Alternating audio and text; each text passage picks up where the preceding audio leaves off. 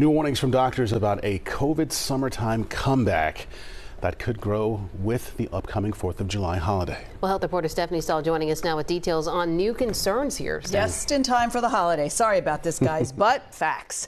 COVID infections are increasing in many parts of the country and right here in the Philadelphia region. Fortunately, most people don't get seriously sick, but it can be dangerous for high-risk groups.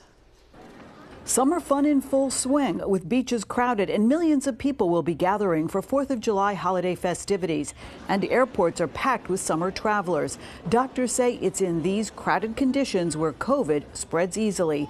And just like it has for the past 4 years, the COVID summer bump is now underway. The CDC says as of June 25th, COVID-19 infections are growing or likely growing in 43 states, including Pennsylvania, New Jersey, and Delaware.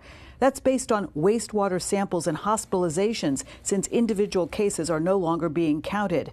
Experts say after years of exposure, our bodies are more prepared to fight the virus. Serious cases of COVID and deaths remain relatively low. Virtually all of us have had some experience with COVID in the past, whether through infection or vaccination or both. So what we call our population immunity is much better, so there are fewer severe diseases. But doctors say immunity wears off and COVID variants keep emerging. And while numbers are low, there are still hundreds of COVID-associated deaths and thousands of hospitalizations reported each week. And now, with the numbers increasing, the CDC says people should take precautions, masking in crowded indoor locations and being up to date on the vaccine. But as of last month, the CDC says less than 1/4 of U.S. adults and 14% of children had updated shots.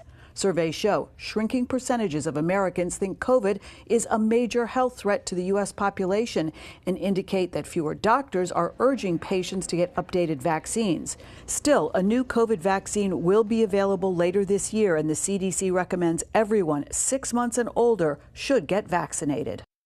Now, if you do test positive for COVID, the 5-day isolation is no longer recommended. The CDC says people should stay away from others until there are no more symptoms.